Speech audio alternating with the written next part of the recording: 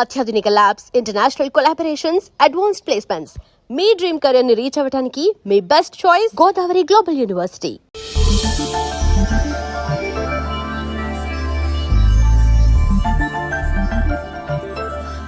May I come in?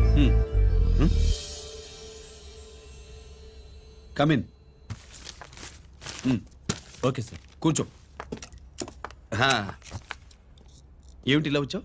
ఏం లేదు, నిన్న మీతో సరిగ్గా మాట్లాడడం కుదరలేదు. అదేంటి, టీవీ ఛానల్స్ లాగా నిన్నటి న్యూస్ ఇవాళ చెప్తారా?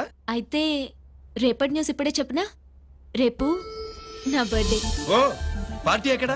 మీరు పెద్ద ఆఫీసర్ కదా, మా ఇల్లు కనుక్కుని ఇంటికి వస్తే పార్టీ ఇస్తా. ఏంటి ఇది ఏసీపీ గారి వెహికల్లా ఉంది? అవునే, పార్టీ ఇవ్వడం తప్పేయట్లేదు. సర్లే చూద్దాం పదండి. ఏంటి ఇల్లు కనుక్కోమంటే ఏకంగా ఇంట్లోనే సెటిల్ అయిపోయాడు.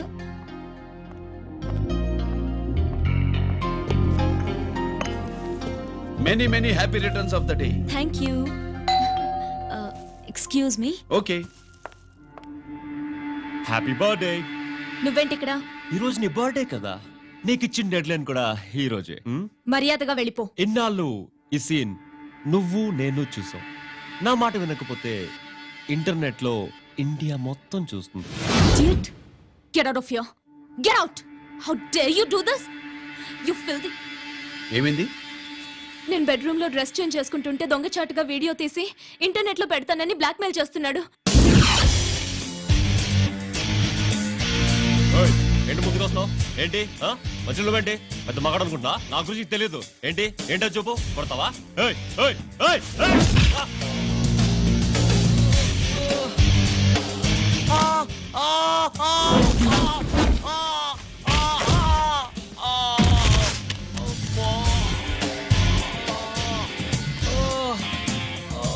సెల్లుతో మేలు చేసుకోవచ్చురా, బ్లాక్ మెయిల్ కాదు.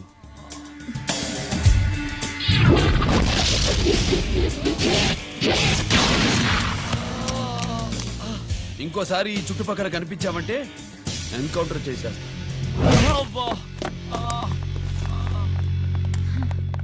Thank you. It's my duty. Sir, అసలు వాడి బాధ తప్పించుకోవడానికి ఇది మీతో క్లోజ్ గా జాగింగ్, గో కార్డింగ్, స్క్వాష్ ఏమే అంటే ఇక మనం కలవా? కలుస్తాం, ఇలా ఎవడైనా నా వెంట పడినప్పుడు. ఇంకా మీ వెంట ఎవరు పడరు. ఏ? నేనే పడతాను కనుక.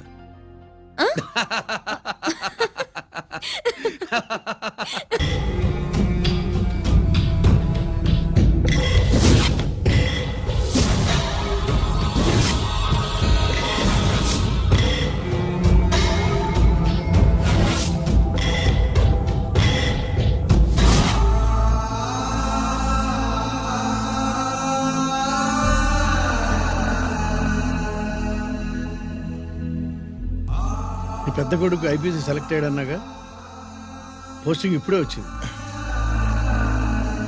పాకిస్తాన్లో నువ్వు ఎక్కడున్నావు అని ఎంక్వైరీ చేశాడు. డిఫెన్స్ వారు పోలీసు వాళ్ళకి సరైన ఇన్ఫర్మేషన్ ఇవ్వరని మేము మేనేజ్ చేసి వాడిని ఆపేశాను. నీ భార్యాపిల్లల దృష్టిలో నువ్వు ఇప్పుడు పాకిస్తాన్లో ఉన్నావు. నువ్వు ఎప్పుడు వస్తావని నీ కోసం ఆశతో ఎదురు చూస్తున్నారు. రేపు 15వ తారీఖున రిలీజ్ అవుతున్నాను. అక్కడే ఉన్నాయి, ఆయన వచ్చి టైం అవుతుంది, త్వరగా కానివ్వండి. ఒరేయ్, పొద్దున్నుంచి కడుతున్నావు, ఇంకా కాలేదా? అయిపోయిందమ్మా, త్వరగా కానీ. అలాగేనండి. ఏంటమ్మా అక్కడే ముగ్గేస్తూ కూర్చున్నావు?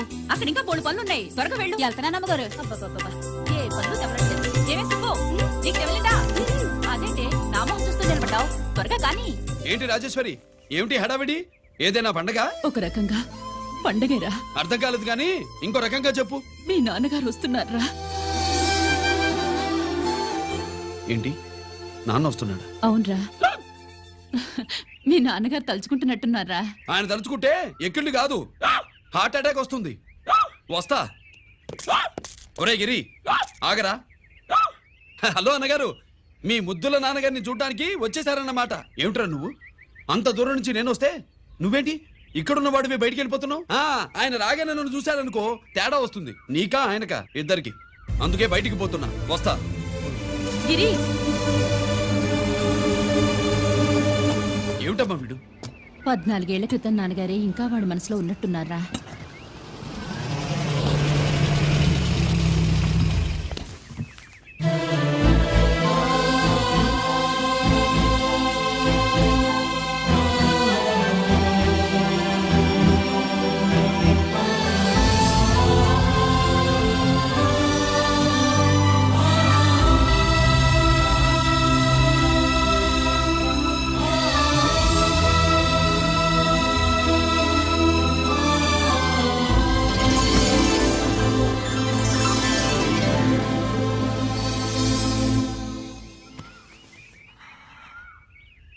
ఏంటి నాన్నగారు అది?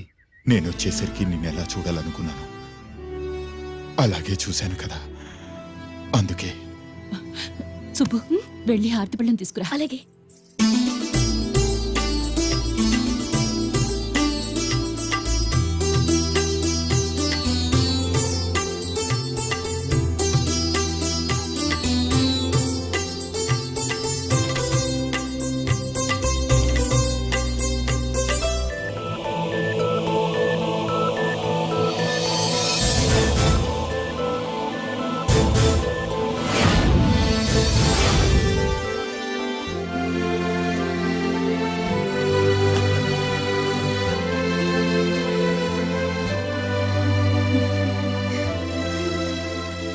నువ్వు నువ్వు నువ్వు నువ్వు నువ్వు అంటూ నచ్చుకునేంటి బావా? నా కూతురు సుబ్బలక్ష్మి.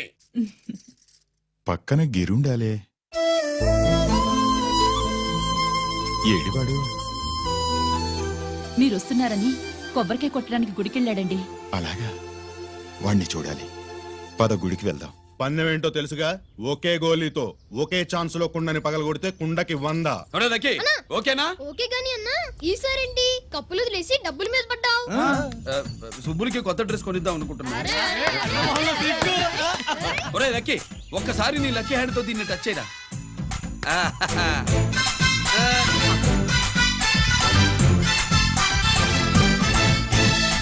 అదేంటి నోట్లో వేసుకున్నాడు? అదే గిరన్న స్పెషాలిటీ.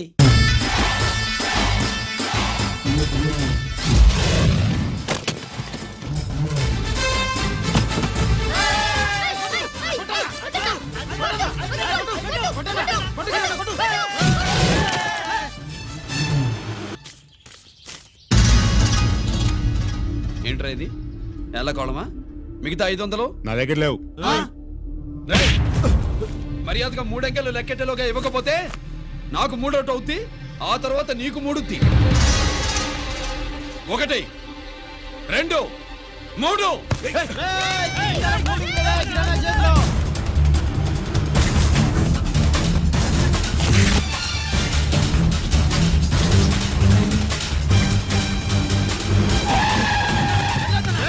ఎక్కడికి పారిపోతున్నావు? దొరికావు. తీరా డబ్బు తీ బయటికి. 500 బయటికి తీరా, నరికేస్తా.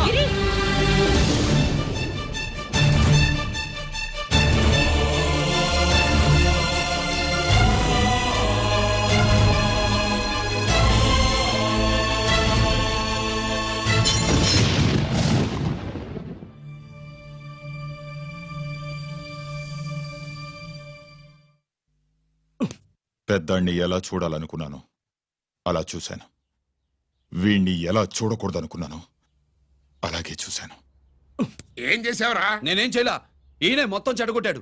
ఈ రోజు ఈయన వల్ల 500 లాసు. చూసావా, 500కి ఇచ్చిన విలువ కూడా నాకు ఇవ్వట్లేదు. విలువల గురించి మీరు మాట్లాడుతూ 14 ఏళ్ళు ఎక్కడున్నారో తెలియదు. ఉత్తరాలు లేవు, ఫోన్ పలకరింపులు లేవు. ఎట్లా ఉంటాయిరా? మీ నాన్న ఏమన్నా జైల్లో ఉన్నా ఖైదీ అనుకుంటున్నావా? సెల్ ఫోన్ లేవు సప్లై చేయడానికి. పాకిస్తాన్ యుద్ధ ఖైదీ. వీడింతే, మారడు. మీరు మారారా? ఆ ఎక్స్ట్రాలే వద్దనేది. ఎగస్ట్రాగా పుట్టినోడని కదా, ఎగస్ట్రాలే ఉంటాయి. ఏంట్రా గిరి, మాటకు మాట అని నాన్నగారికి కోపం తెప్పిస్తావు? నేను ముందే చెప్పాగా, రాగానే నాతో పెట్టుకుంటాడని. నా దృష్టిలో కుటుంబం అంటే మీరు ముగ్గురే. మీరు హ్యాపీగా ఉండండి. తప్పుగా పెద్ద చొప్పొచ్చాడు. దమ్ముంటే నా తెగలు. పందరికి రెడీయా? రెడీయే. పందెమేంటో? ఈ సోడాని ఓపెనర్ తో పని లేకుండా చేత్తో ఓపెన్ చేసి ఎత్తిన సోడా దించకుండా గడగడా తాగేయాలి. తాగితే 200 ఇస్తా. అంతొద్దు, ఇంకో మాట చెప్పు. 500 ఇస్తా. అయితే ఓకే. అవునరా, లక్కీ గాడు ఎక్కడా? ఇంకా రాలేదన్నా. అన్నగిరిన లక్కీ వాళ్ళ అమ్మ నాన్న ముగ్గురు చచ్చిపోయారన్నా. అందరూ పురుగుల మందు తాగేశారన్నా.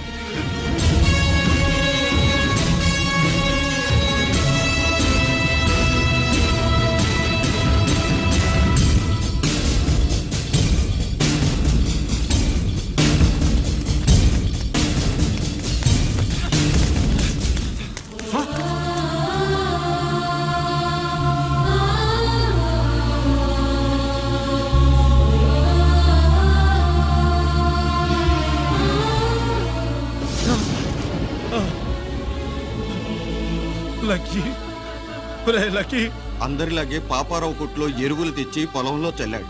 పంట పాడైపోయింది. ఇదేంటయ్యా అని పాపారావు నిలదీసి అడిగితే నీ దిక్కున్న తోడ చెప్పుకో అని కొట్టాడంట. పంట పండకపోతే బ్యాంక్ అప్పు ఎలా తీర్చాలనుకున్నారేమో ప్రాణాలు తీసుకున్నారు.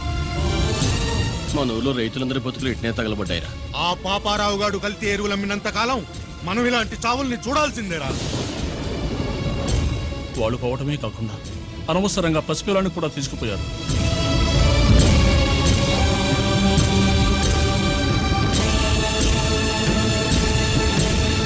ఈ పాపం ఫండెను నేడు నీ భరతం ఫడతా చూడు.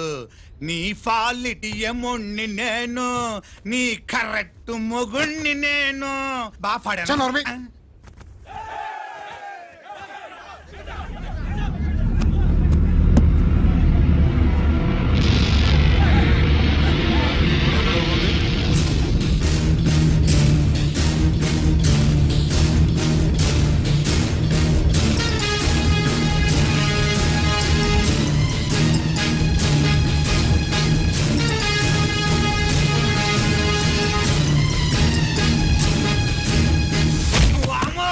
ఈ పగిలిపోయింది.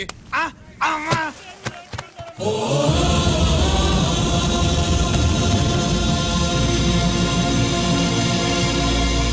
ఏంటిది? ఇదేమన్నా హాస్పిటల్ అనుకున్నావా? వీడికి ప్రాణం లేదు. అయితే ఇక్కడికి ఎందుకు తీసుకొచ్చావు? తీసుకెళ్ళి శ్మశానంలో తగలై. ఏయ్!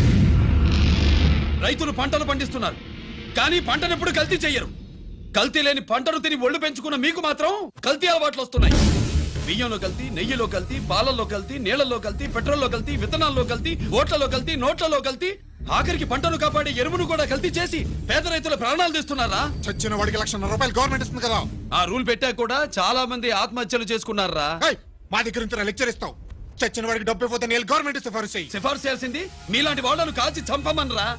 కరువు కాటకాలు రైతుల కడుపు మీద మాత్రమే కొడితే మీ కల్తీ ఎరువులు వాళ్ళ బతుకు మీద దెబ్బ కొడుతున్నాయిరా కుక్కల కొడకల్లా.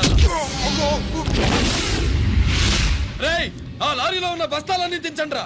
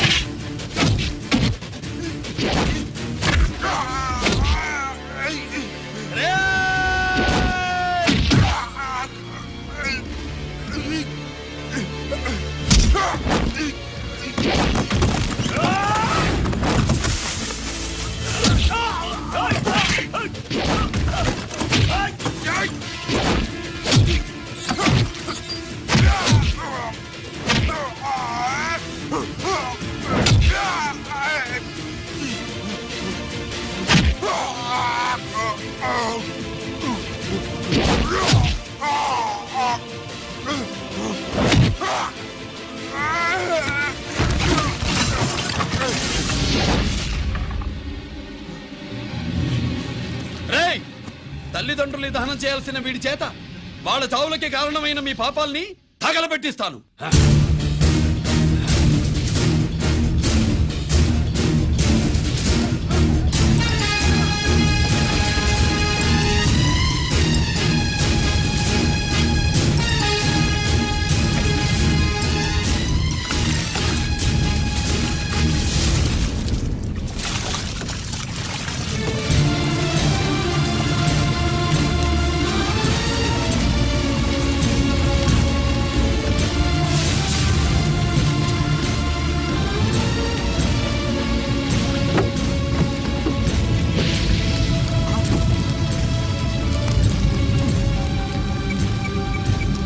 Police station.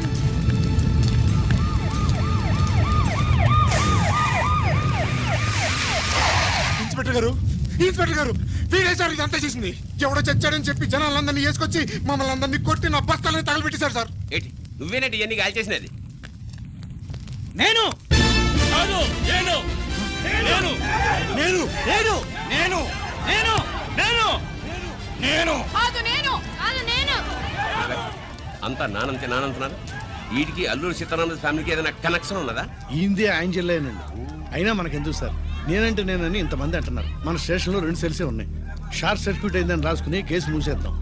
నేను వైడి అడిగినా అడుగుతారో అని చెప్పామండి. అంటే నాకు ఒరిజినల్ గా వైడియాలు రావనే?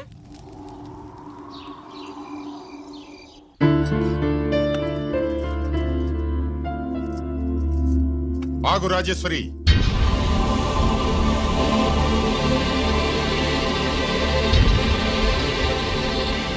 నా ప్రశ్నలకి సమాధానం చెబితేనే ఈ రోజు వాడు అన్నం తినాలి. ఎలా కనపడుతున్నాను మీకు? 10 ఏళ్ల పసిబిడ్డలాగానా? గిరి నువ్వు ఆగమ్మా. ఆయన బెత్తం పట్టుకుంటే చేయి చాపడానికి, గడియారం పెట్టి నిమిషాలు లెక్క పెడితే ముద్దలు మింగడానికి నేను ఇంకా పసిబిడ్డను కాదు. అదే అదే అలా అడ్డంగా మాట్లాడితేనే ఇంట్లో నుంచి వెళ్ళగొడతాను. మీరు లేకుండా 14 ఏళ్లు బతికాం, అది మర్చిపోకండి. ఏంట్రా నీ ఆవేశం?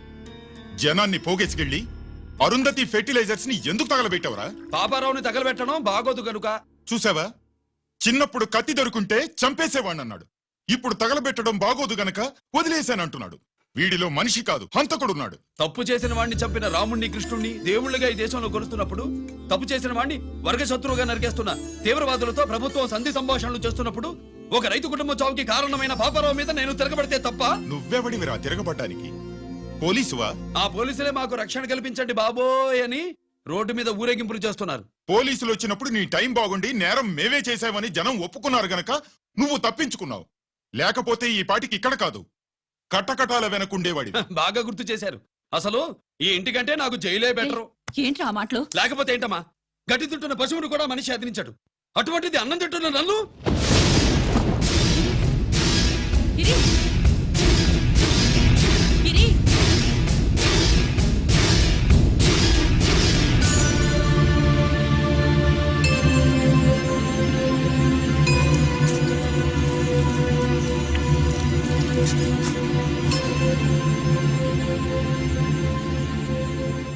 నన్ను ప్రేమించడం మానేయండి, ఊరుకుంటా. ద్వేషిస్తే సహించండి. గిరి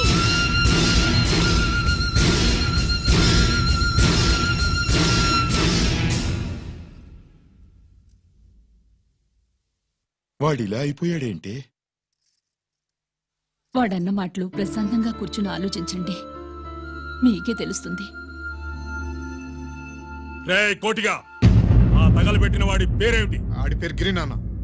మన బ్యాంక్ చైర్మన్ ఎన్కౌంటర్ లో చంపాడే ఏసీపీ రంజిత్ కుమార్, వాడి తమ్ముడీడు. Thank you. ఏమండి, మన రంజిత్ అండి. మనం డబ్బు డిపాజిట్ చేసుకున్న బ్యాంకు బోర్డు తిప్పేస్తే ప్రభుత్వం పట్టించుకోలేదు. మన బతుకులు వీధన పడితే మన గోడు వినిపించుకోలేదు. అలాంటి పరిస్థితుల్లో బ్యాంక్ చైర్మన్ అక్రమంగా దాచుకున్న లంచం డబ్బుని మనందరికీ సమానంగా పంచించిన ఆఫీసరు శ్రీ రంజిత్ కుమార్ గారు. ఆయనకు చేతులెత్తి నమస్కరిస్తున్నాను. రంజిత్ కుమార్ గారి లాగా అందరూ తమ బాధ్యతను గుర్తించి సక్రమంగా నిర్వహిస్తే మన దేశం ఎంతో పురోభివృద్ధిని సాధిస్తుంది. జీతాలు తీసుకోవటమే మన డ్యూటీ అనుకునే వాళ్ళు కోకొలలుగా ఉన్న ఈ రోజుల్లో మన డ్యూటీని సక్రమంగా నిర్వహించిన నిజమైన ఆఫీసరు మన రంజిత్ కుమార్ గారు. ఆయన చేసిన ఈ సహాయం అంధకారంలో ఉన్న ఎన్నో కుటుంబాల్లో వెలుగునింపింది. ఇప్పుడు వాలంటీర్లు స్వాతి మాట్లాడతారు.